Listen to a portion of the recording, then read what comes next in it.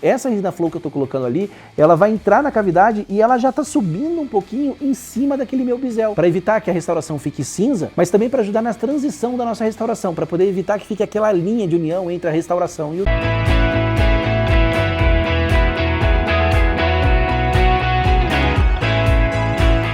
comum a gente ter pacientes reclamando de sensibilidade por conta de lesões de bifração.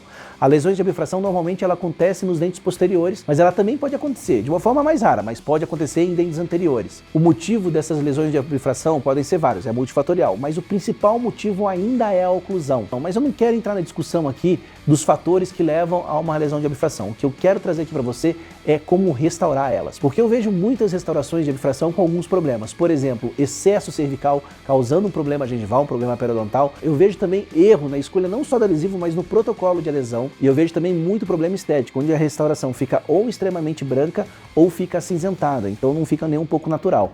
E eu quero te ajudar justamente nisso hoje. Como a gente pode fazer uma restauração cervical ficar mais natural, respeitando a parte periodontal. Em relação à questão oclusal, a gente também vai dar uma palhinha nesse vídeo. Vamos dar uma olhada aqui então nessa foto aqui que a gente tem de um caso bem tradicional de lesão de abifração.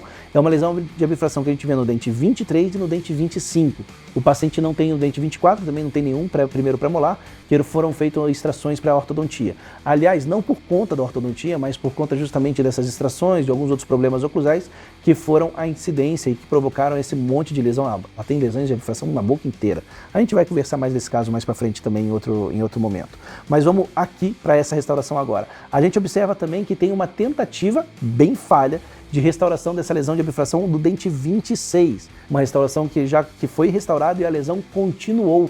Ela continua envolvendo a restauração. Mas vamos focar aqui agora na restauração dessa bifração. O que a gente precisa fazer? A primeira coisa que eu quero te falar aqui é o seguinte: para a gente conseguir fazer não só uma adesão de maior qualidade, mas também a gente conseguir um mimetismo melhor dessa nossa restauração, a gente precisa fazer um bisel na margem da nossa cavidade. Por que isso? O bisel ele vai ter duas funções. Primeiro, ajudar na transição da resina no dente, conseguindo um resultado bem mais natural. Esse é o primeiro, mas o principal motivo é a adesão.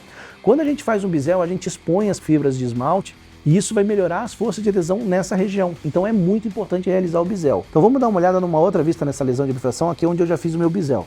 Então se você consegue observar, o meu bisel está exatamente nessa região que eu estou marcando aqui. Esse é o meu bisel. Ele então vai me ajudar a melhorar as minhas forças de adesão e vai melhorar eu também conseguir uma restauração mais estética, que tem uma melhor transição entre a restauração e o dente. Como que eu vou dar sequência nesse processo de adesão? Então assim, agora eu tenho que escolher o meu adesivo.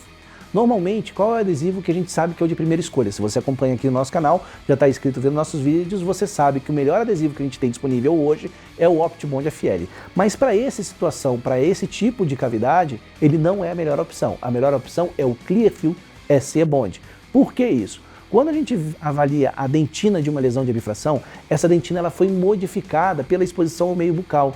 Ela é um pouco mais resistente ao ataque ácido do que uma dentina que você acaba de remover ali uma cárie ou remover uma restauração dela. Olá, chicos! Disfrutando ao vídeo? Então, vocês dale a me gusta e subscríbete ao canal.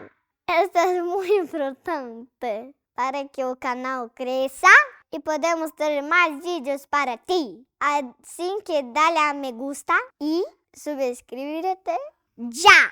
Graças! Então nessa situação, o ideal é a gente utilizar um adesivo como o Clearfill, porque a gente consegue fazer uma adesão química nessa dentina, conseguindo uma adesão muito melhor.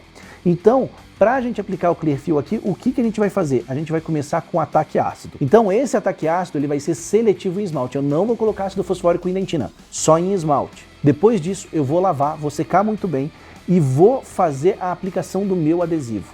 Primeiro eu vou aplicar o primer, depois eu vou aplicar o adesivo. Depois de fotopolimizar o meu adesivo, eu vou fazer um procedimento chamado resin coating. O resin coating é um procedimento que eu passo uma finíssima camada de resina flow sobre todo o adesivo.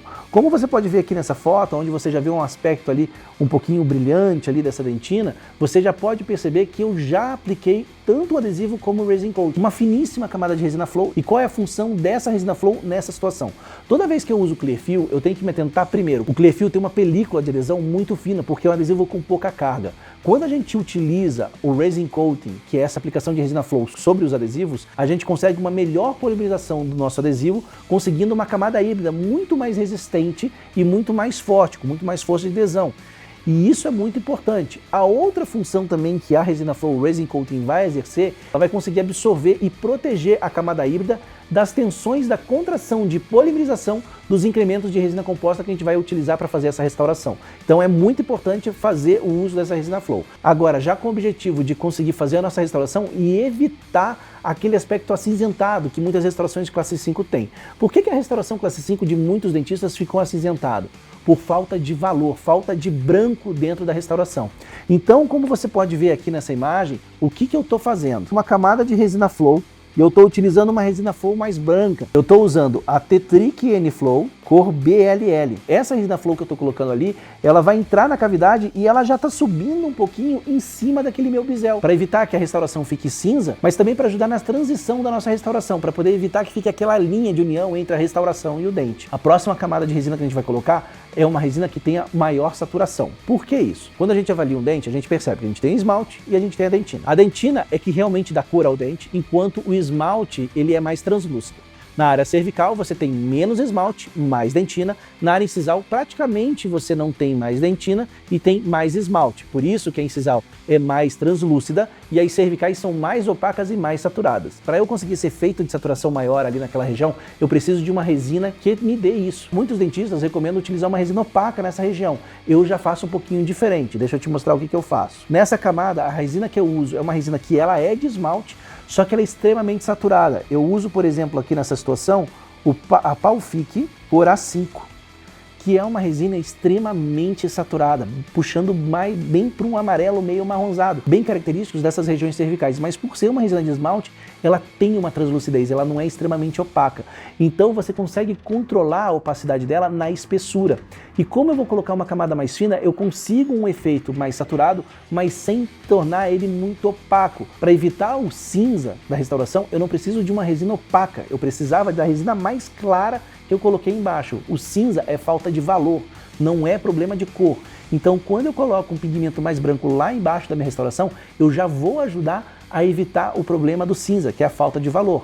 E quando eu boto essa resina A5, eu estou dando a saturação nessa região cervical de acordo com o dente que o paciente tem. Se o teu paciente tem um dente extremamente mais branco, com cor homogênea, aí você não vai utilizar um A5, pode utilizar uma resina ali A3, A2, né? Mas ainda assim com uma certa saturação maior do que o que você teria no terço médio e no terço incisal, para você conseguir esse efeito natural que parece um degradê, mas não é nada mais do que a diferença entre quantidade de esmalte e dentina na região. Então, como você pode ver aqui, ó, a minha resina 5 ela não está complementando toda a cavidade. Eu ainda tenho espaço para minhas outras resinas compostas, como você pode ver aqui no desenho. Mas ela já vai preenchendo e ela já vai também começando a subir um pouquinho mais que a resina Flow em cima daquele meu bisel para ajudar na transição. Agora a resina que eu vou utilizar é uma resina que tem a cor compatível com o terço médio do meu dente. Nesse caso aqui foi escolhido a resina 1. Ela vai ter espessuras diferentes. Então, por exemplo, nessa região aqui mais perto do terço médio, ela vai ficar um pouquinho mais grossa. Então ela vai sobressair a cor dela. Então ela vai puxar mais para o A1. Nessa região aqui embaixo, nessa região aqui mais cervical, ela vai ficar mais fina. Então ela vai sobressair mais a maior saturação da resina 5. Então é exatamente esse efeito que eu quero. Eu quero que tenha esse efeito de degradê justamente pela diferença dessas resinas compostas. Mas eu ainda deixei, como vocês podem ver, uma fina camadinha aqui, ó, para eu colocar minha última resina, que é a resina mais importante para eu conseguir um melhor brilho na minha restauração. Essa minha última camada, eu vou utilizar uma resina que seja bem mais translúcida, porque toda a cor do meu dente está definido. Eu quero a última camada, uma resina translúcida para dar um efeito realmente de esmalte, para que ela faça com que a cor do dente pareça que venha realmente de dentro, assim como um dente natural, e também uma resina que tem uma capacidade de brilho muito melhor, uma capacidade de polimento muito melhor. A resina que eu vou usar nessa região pode ser qualquer uma das duas. Pode ser a CE da Palfic ou pode ser também a CT da Z350, que eu gosto bastante também, eu uso muito ela. Que nesse caso eu usei a CE da Palfic, mas poderia usar a outra sem problema nenhum. Depois de eu botar essa camada de resina composta e todas as camadas eu coloco utilizando não só a espátula, mas também o pincel para poder fazer com essa resina vai acabando em zero em cima do meu término, em cima do meu bisel. Eu vou fazer a polimerização desse incremento de resina e vou fazer a polimerização final de toda a minha restauração com a glicerina sobre toda ela. Para quê? Para eliminar a camada inibida do oxigênio.